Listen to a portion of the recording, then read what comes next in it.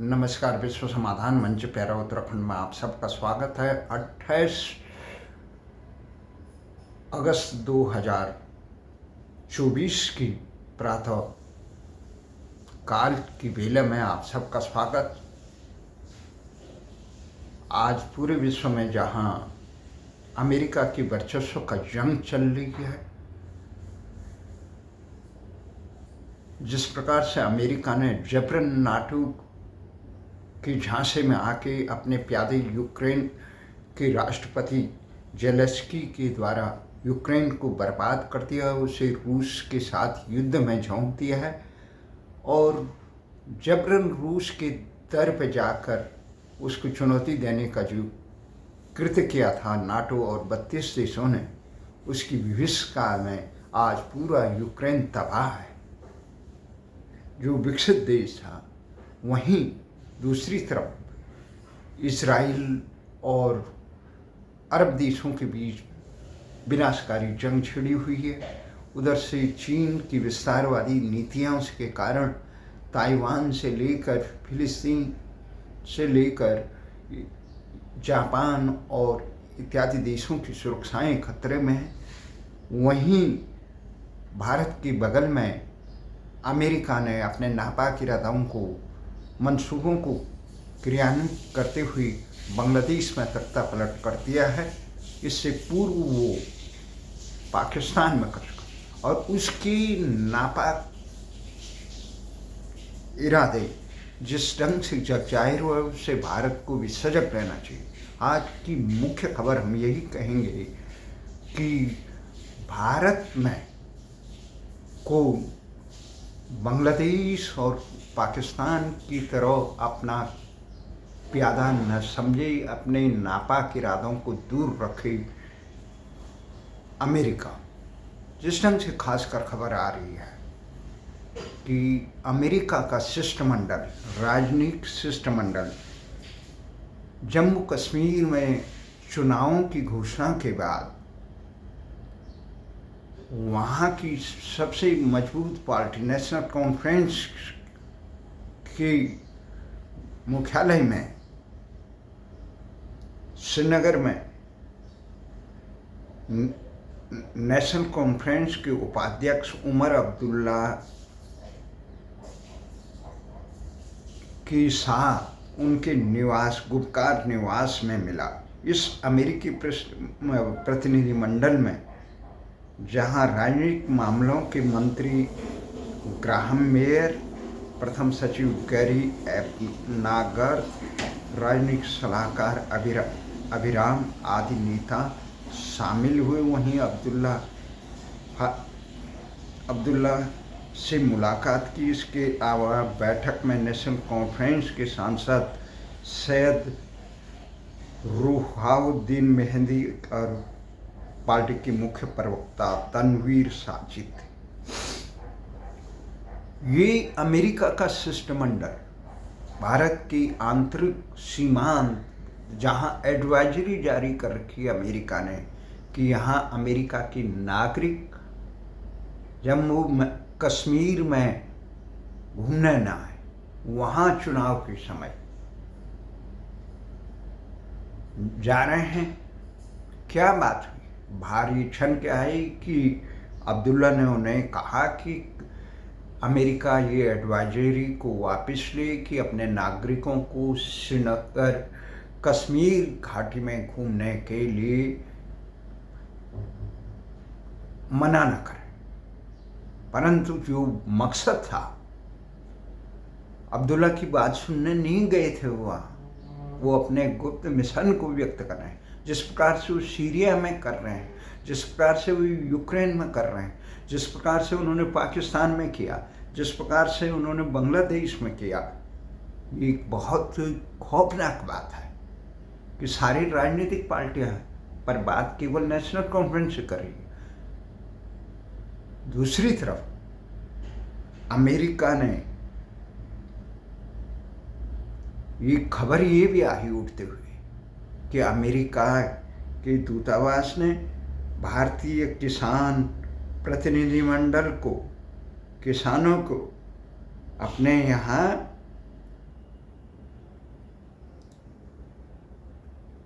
चाय नाश्ते पे बुलाया।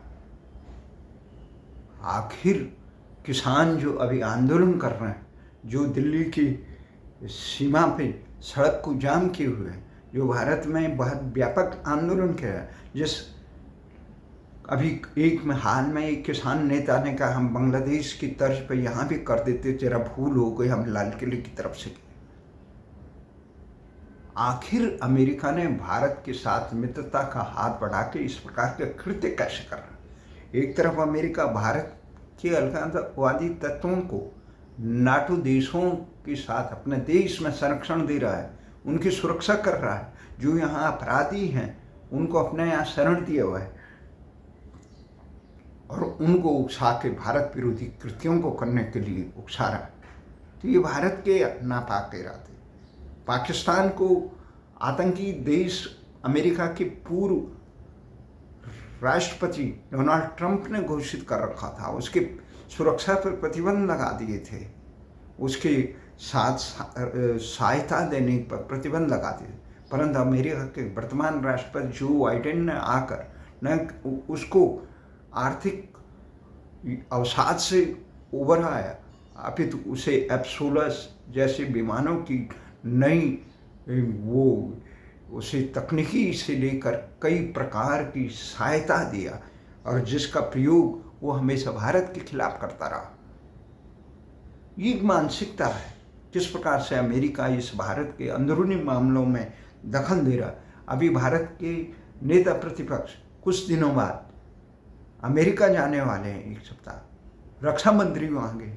भारत के प्रधानमंत्री को अभी यूक्रेन भेजा, जहाँ यूक्रेन के राष्ट्रपति ने जिस प्रकार से व्यवहार किया, जिस प्रकार से मांग की कि आपने हमारे साथ शांति समझौता में ये रूस का निंदा तक नहीं की, आप तेल ले रहे हैं यूक्रेन से, रूस से तेल ले रहे हैं, उसकी अर्थव्यवस्था को मजबूत कर रहे हैं। अप्रत्यक्ष रूप से ये आरोप लगाया कि आप हमारे हमलावर को मजबूत कर रहे हैं, जबकि वो भूल गए कि तेल तो यूरोप से लेकर अमेरिका तक ले रहा है, उन्हें भूलने में कुछ नहीं। परंतु जिस प्रकार का कृत्य ये पूरे दृश्य हो रहे हैं भारत में, जिस प्रकार से कमजोर सरकार आई, कमजोर सरकार इसलिए आई कि सरकार जनहित के कार्य समय पर नहीं कर पाई और तमाम विरोधी षड्यंत्र सत्ता के लिए चलते रहते हैं। हर सरकार के खिलाफ चले, इंदिरा की सरकार के खिलाफ चले, कांग्रेस सरकार के खिलाफ चले, जनता पार्टी की सरकार, बीपी सिंह के, वो सारे सबका एक नजरिया होता है किसी भी ढंग से सत्ता आए वो साम दाम दंड भेद करें, पर सत्तारूढ़ दल को ये चाहिए जन के हित के कार्य करे, वो जन कल्याण करे, अपनी सनक और भ्रष्टाचार और अपने दुराचार। आप भ्रष्टाचारियों को संरक्षण देने का काम किया तो जनता आपसे खुश कैसी। आपने बेरोजगारों की पे आशाओं पे वज्रपात करने का काम किया तो जनता आपको कहाँ से संरक्षण देगी। आपने जो अपने वादे किए थे उनके अनुसार काम नहीं किया तो जनता आपको कहाँ से, आप किस आशा से, जब आपकी कथनी और करनी में अंतर हो, जब आपका दृष्टिकोण गलत हो, आपकी प्राथमिकताएं गलत हो, आप जनसेवा के बजाय चंद व्यक्तियों के साथ खड़े नजर आते हो तो सरकार कहाँ से ले जाए। हाँ, आपने मोदी सरकार ने धारा 370 हटाने का काम किया, जनता ने उनका साथ दिया। मोदी सरकार ने ऐतिहासिक काम किया, राम जन्मभूमि का, जनता ने साथ दिया।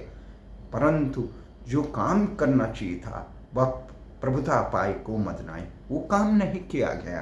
किसानों की मांगों को, जिस मांगों को आप गुजरात के मुख्यमंत्री होकर खुद कहते थे किसानों के हितों में, वो काम नहीं किया। आप आंदोलनकारियों को आंदोलनजीवी बना दिया। जिस आंदोलन की बदौलत भारतीय जनता पार्टी ने राम जन्मभूमि का स्वप्न साकार किया, जिस आंदोलन की बदौलत से भारत की आज़ादी का जंग में बहुत महत्वपूर्ण कार्य हुआ, जिस आंदोलन की वजह से भारतीय जनता पार्टी आज अपने आप को विश्व की सबसे बड़ी पार्टी कहती है, जिस आंदोलन की वजह से भारतीय जनता पार्टी ने जो विदेशी निवेश के खिलाफ काम यहाँ काम किया, जिस आंदोलन की वजह से भारतीय जनता पार्टी कांग्रेस को आपातकाल का पुरोधा बताती, उसके खिलाफ आंदोलन। और आप दूसरों को आंदोलन करने का आंदोलन, राष्ट्र के हितों के लिए आंदोलन को आप अगर आंदोलनजीवी कहें तो ये आपकी लोकतंत्र के पर कुठाराघात। तो जब आपने ये किया तो जनता ने कम बहुमत दिया। आपके इस प्रकार के नेताओं को चुनावी मैदान में रखा जिन्हें जनता देखना पसंद नहीं करती। आप जनहित लोकलाज को छोड़ के आपने उत्तराखंड में जो अंकिता भंडारी जैसे और उत्तराखंड की जन हितों की मांगों को नज़रअंदाज किया। राजधानी गैरसैंण जिले के भू कानून, मूल निवास इत्यादि को वहाँ पे तमाम घुसपैठियों को घुसा दिया। देश की सुरक्षा, प्रदेश की सुरक्षा कैसे होगी? वहाँ के नौजवानों को रोजगार नहीं दिया। जब डबल इंजन की सरकारें इस ढंग से काम करेंगी तो जनता आपके साथ कैसे खड़े रहेगी? भले ही जनता ने राष्ट्रीय हितों के लिए आपके साथ दिया खड़ा हुए, तभी आपकी 240 के आसपास सांसद आए, नहीं तो आप सैकड़ा का अंक नहीं छू सकते थे, क्योंकि आपने कांग्रेस मुक्त के नाम पे कांग्रेस युक्त भारतीय जनता पार्टी बनाई। भ्रष्टाचारियों कथनीय करनी में अंतर, आपने जो वादे थे 2014 के वो पूरे तक नहीं। ये तमाम चीज़ें, इन चीज़ों से ये देखते हुए जम्मू कश्मीर में जो चुनाव हो रहे हैं उसमें आपने बहुत महत्वपूर्ण काम करने, ये केवल चुनाव जीतने का नहीं, या हार जीत कोई किसी के हो सकता है। यहाँ पहले ये 28 सितंबर, 25 सितंबर और 1 अक्टूबर को ये चुनाव है। यहाँ मुख्य जो अभी भारतीय जनता पार्टी 90 सीटों में से 70 के अधिक लड़ेगी, परंतु जिस प्रकार से टिकट देने में हड़बड़ी करी, जमीन पे आपके जो लोग हैं जो साथ दिए, आप उनको साथ न लेकर आप जीतने वालों को साथ दे रहे, हो सकता है मजबूरी हो चुनाव, परंतु लेकिन जिस प्रकार से आपने टिकटों का वितरण में अपने ही लिस्टें बार बार वापस करें, वो आखिर 5 अगस्त 2019 को बीजेपी ने आर्टिकल ये धारा 370 को और 35 को समाप्त की थी। उसके 10 साल बाद, मतलब 2014 के बाद 24 में जो चुनाव हो रहे हैं उसमें नेशनल कॉन्फ्रेंस ने, जो सबसे मजबूत समझा जाता है, जिसके साथ कांग्रेस ने समझौता किया, उसमें धारा 370 और 35 की बहाली, पाकिस्तान से बातचीत। देखो कितने धूर्त और संकीर्ण हुआ। पाकिस्तान से क्यों वार्ता कीजिए? यही पीडीएफ की महबूबा ने भी रखा कि पाकिस्तान से वार्ता की जाए। पाकिस्तान से किस बात की वार्ता करने के प्रयास करेगी? पाकिस्तान से क्यों किया जाएगा? दूसरी बात है कि सबसे महत्वपूर्ण वही इन्होंने एक ये कहा कि सबसे पहले पॉलिटिकल कैदियों की रिहाई। पॉलिटिकल कैदियों की, आतंकवादियों को पॉलिटिकल कैदी बता के रिहाई करने का जो नज़रिया नेशनल कॉन्फ्रेंस ने दे रखा है, जो मानती है उन्हें पॉलिटिकल, तो ये तमाम चीज़ें ये बड़ा अजीबोगरीब है। नेशनल कॉन्फ्रेंस जिस समय ये 32 सीटें, जम्मू कश्मीर की 32 सीटें में कांग्रेस लड़ेगी, वहीं national conference 51, panther party 1, CPI-MM 1 चुनाव लड़ेगी। 5 सीटों पर नेशनल कॉन्फ्रेंस और कांग्रेस 5-6 सीटों पर दोनों मित्रता का जंग लड़ेगी। ये 90 सदस्य, ये सबसे बड़ी स्थिति ये है कि भारतीय जनता पार्टी किसी के साथ गठबंधन नहीं करेगी, और इस 90 सीटों में से जम्मू कश्मीर की 74 सीटें सामान्य के लिए, 9 अनुसूचित जाति के लिए,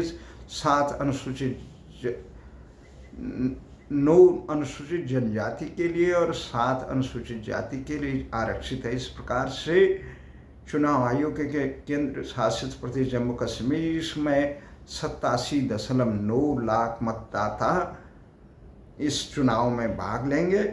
और इस चुनाव के बीच ये भारतीय जनता पार्टी ने जिस प्रकार से एक महत्वपूर्ण काम किया है कि जम्मू कश्मीर में इस चुनाव में क्या है, जम्मू कश्मीर की जो 37 सीटें से सो बढ़ाकर 43 कर दी गई है और घाटी की कश्मीर घाटी की संख्या 47 गई। इस प्रकार अब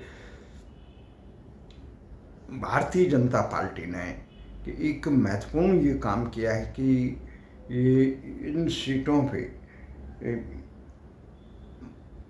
राम माधव जी को फिर भारतीय जनता पार्टी में के महासचिव पद पर महत्वपूर्ण पद पर आसीन कर दिया है, क्योंकि कई साल पहले उनको विदाई दे दी थी भाजपा से। पर माना जाता है कि वो जम्मू कश्मीर के मामलों के विशेषज्ञ है। उनकी वहाँ जिस प्रकार से पूरे धारा 370 को हटाने में इसमें उन्होंने काफ़ी सहयोग दिया और चुनाव के बाद ऐसे माना जाता है कि वहाँ के छोटे और स्वतंत्र उम्मीदवारों को भारतीय जनता पार्टी के पक्ष में लाने के लिए उनका महत्वपूर्ण योगदान है। परंतु यहाँ हम एक स्थिति की और बात करेंगे, जम्मू कश्मीर में कौन चुनाव जीते कौन हारे ये महत्वपूर्ण नहीं है। महत्वपूर्ण है कि वहाँ पे चुनाव हो, जनता भागीदारी ले। जिस प्रकार से चुनाव जनता ने इससे पहले भागीदारी ली थी लोकसभा चुनाव में, तो वहाँ भागीदारी हो, ये भारत की जीत होगी। जो लोग कह रहे थे पाकिस्तान से बात करने की बात, दो दल कह रहे हैं, महबूबा मुफ्ती और नेशनल कॉन्फ्रेंस, जो कांग्रेस के इंडिया गठबंधन के घटक भी हैं।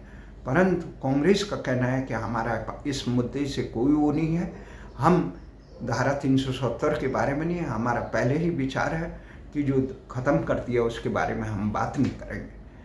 परंतु पाकिस्तान से बात करना एक खतरनाक बात है। अमेरिका भी यही चाहता है कि पाकिस्तान से बात करें, क्योंकि अमेरिका का प्यादा है।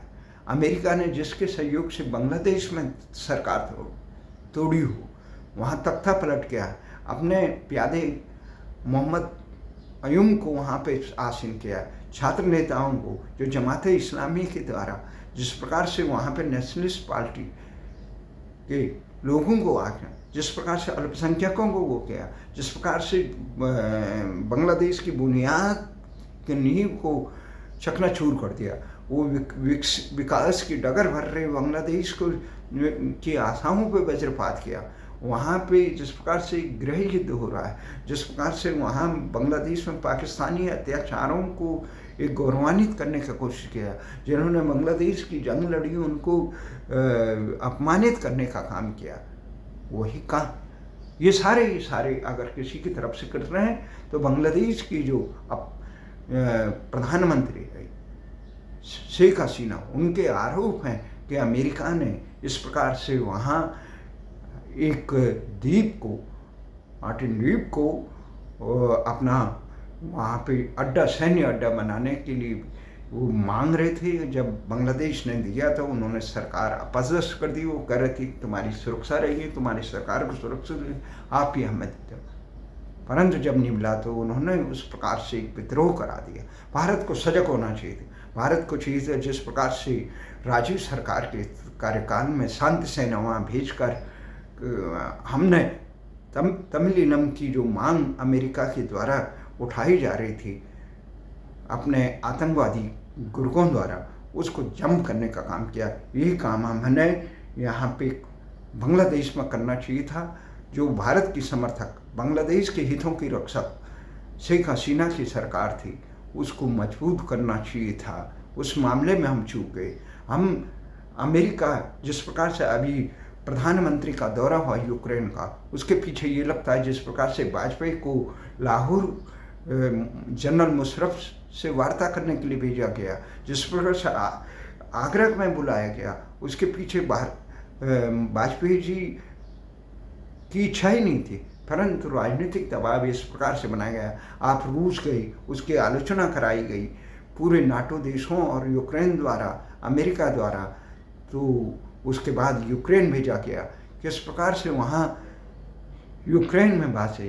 तो ये अमेरिका दबाव बना रहा है। जिस प्रकार से पाकिस्तान में वहाँ के सतासीन इमरान खान को पाकिस्तान की इमरान खान की सरकार को अपदस्थ करके फौज द्वारा, न्यायालय के द्वारा, क्योंकि पूरे पाकिस्तान में अगर सेना में और वहाँ के तंत्र में अगर किसका कब्जा है तो अमेरिका का। तो अमेरिका ने इस प्रकार से, और उन्होंने जब रूस से नज़दीकी बढ़ाने की कोशिश की तो उनको तहस नहस कर दिया, उनकी पार्टी को तहस नहस कर दिया, उनको जेल में डाल दिया, उनको चुनाव से वंचित कर दिया। तो ये काम अगर किसी ने किया तो अमेरिका ने। इमरान खान ने भी ये आरोप लगाया कि उसे अपदस्थ करने के लिए अमेरिका का हाथ है।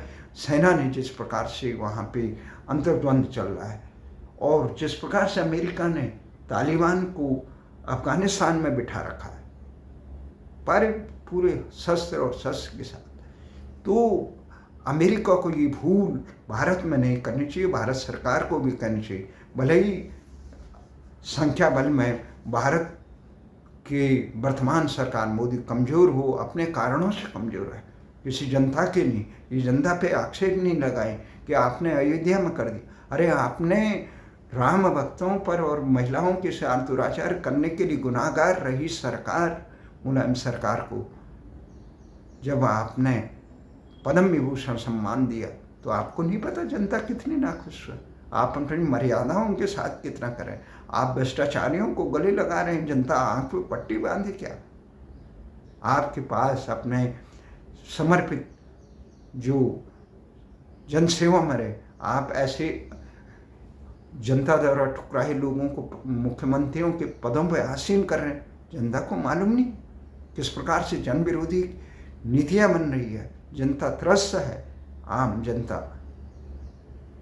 तो जनता ने फिर भी राष्ट्र रक्षा के लिए आपको 246 सांसदों का बहुमत दिया। तो आप इस प्रकार से कमजोर न समझें। राष्ट्र के लिए अमेरिका के षड्यंत्र को नष्ट करने के लिए मोदी सरकार अमेरिका की इनको साफ चेतावनी दे कि आप भारत को बांग्लादेश या पाकिस्तान न समझे, अपने नापाक इरादों को बंद करें।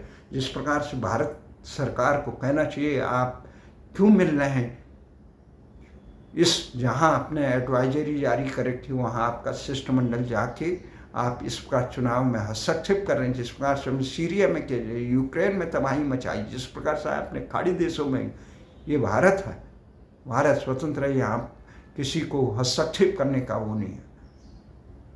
तो सरकार खुद को कमज़ोर न समझे और अमेरिका को आगाह करे कि अमेरिका को भारत की ज़रूरत जितनी है। हमारे मित्र रूस ने समय समय पे हमारा साथ दिया, पर हम सारे संसार में अमेरिका से हमें आशा है। अमेरिका विश्व का सबसे बड़ा लोकतांत्रिक देश था, महाशक्ति था, वो संसार को सही दिशा दे सकता था, परंतु वो खुद ही इस प्रकार से गैर लोकतांत्रिक गिरोहों का सरगना बन चुका है, जिसमें पाकिस्तान में फौजियों के द्वारा वो लोकतांत्रिक सरकार को उखाड़ के फेंक दे रहे हैं, जिस प्रकार बांग्लादेश में उखाड़ के फेंक दिया। तो इस प्रकार से सीरिया से लेकर उन्होंने तमाम अपने निज स्वार्थ के लिए, अफगानिस्तान के लिए पूरे संसार को इस्लामिक आतंकवाद को देकर यूरोप में जो घुसपैठ कराई शरणार्थियों की, उससे यूरोप तहस नहस हो चुका है। आने वाले समय में यूरोप कितना विविष्कार होगा उसके लिए कोई गुनाहगार है अमेरिका। तो इसलिए अमेरिका को चाहिए कि भारत से दूरी रहे। चीन के खिलाफ उसे भारत की जितनी ज़रूरत है। अमेरिका कभी दूसरों के हित में नहीं, केवल अपने स्वार्थ के लिए करता है, लोकतंत्र के लिए नहीं करता है। इसलिए अमेरिका को भारत की से हस्तक्षेप करने की अपनी जो मानसिकता है, जो उन्होंने पहले कश्मीर से लेकर पूर्वोत्तर से लेकर भारत के अलगाववादी आंदोलनों को संरक्षण देने का काम, वो अपने नापाक इरादे बंद करे और वर्तमान में जितने अलगाववादी नेताओं को आप संरक्षण दे रहे हैं वो भी बंद करें। ये भारत सरकार को दो टूक कहना होगा, ये बिल्कुल कूटनीतिक भाषा में नहीं, चीन की तरह तुरंत कहे कि भारत के हितों से खिलवाड़ करने की, भारत को बांग्लादेश या पाकिस्तान समझने की भूल न करे, नहीं तो भारत अमेरिका से उतनी दूरी बनाएगा जिसके लिए वो जरूरी है। हमें आशा है लोकतंत्र का एक देश होता है, सबसे मजबूत देश है, वो विश्व में तमाम प्रकार के लोकतांत्रिक को मजबूत करने का काम करता है। तमाम इस प्रकार के आश्रितों भारत में कभी मानवाधिकार के में धार्मिक स्वतंत्रता के नाम पे जिस प्रकार से अपने संगठनों के द्वारा, चाहे संयुक्त राष्ट्र संघ हो, मानवाधिकार संगठन हो या अन्य जो संगठन हो, जो मापदंड दिखाते हैं कि मानव इंडेक्स ये है, ये स्वतंत्र इंडेक्स ये है, स्वतंत्रता ये है, तो विपक्षी पार्टियों, भारत की सारी विपक्षी पार्टियों को और सत्तारूढ़ पार्टियों को सजग होने के राष्ट्र हित के लिए सजग हो जाएं। जय हिंद, जय भारत।